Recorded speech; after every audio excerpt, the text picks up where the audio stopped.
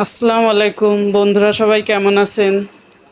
অনেক দিন নেট না থাকায় খুব সমস্যায় ছিলাম, কোনো ভিডিও আপলোড করতে পারি নাই।